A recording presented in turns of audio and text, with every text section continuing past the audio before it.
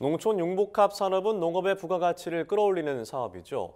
그런데 여기에 농사용 전기요금이 아닌 일반 전기요금이 적용되면서 농업 현장에 혼란을 초래하고 있습니다.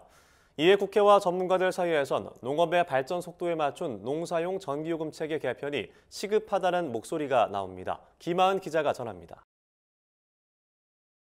농촌 융복합 산업 발전 등 농업의 변화 속도에 맞게 농사용 전기요금 체계를 개편해야 한다는 주장이 제기됐습니다. 더불어민주당 이원택 의원이 농림축산식품부로부터 제출받은 자료에 따르면 농촌 융복합 산업 규모는 지난 2016년 1,130곳에서 올해는 1,909곳으로 5년 동안 약 69% 증가했습니다. 지난 5년간 농촌 융복합 산업 활성화를 위한 정부의 지원도 총 741억 원에 달하는 것으로 나타났습니다. 하지만 농촌 융복합 산업 확산과 정부의 지원에도 불구하고 여전히 농민들은 농사용 전기요금이 아닌 그보다 2.7배가량 비싼 일반 전기요금을 지불하고 있습니다.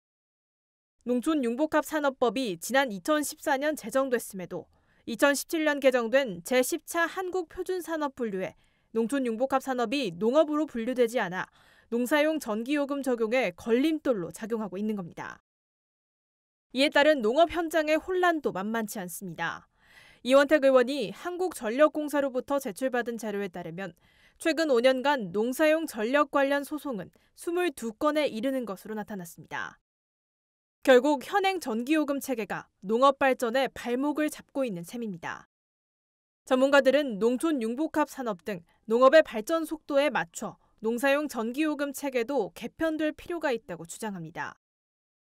이게 분명히 농사용으로 사용되고 이로 인해서 서비스업이 부가적으로 발생한 거면 농업의 현실이 6차 산업, 스마트 농업, 네. 치유농업 이런 것도 다 들어가잖아요. 그런 네. 거에 맞게 전기요금 단계를 개편하는 방향으로 가야 되지 않겠냐.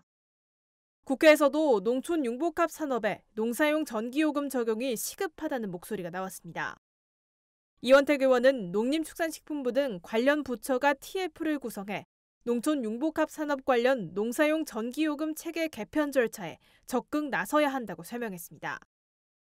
개편 절차는 산자부, 한전, 농식품부가 일단은 한국표준산업분류표에 농촌 융복합 산업이 농사용 전기로 들어가는 분류표 작업을 협의를 해야 되고요. 한전의 전기 공급 약관이 변경되는 절차로 가야 됩니다.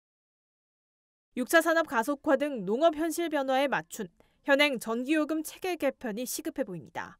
MBS 김하은입니다.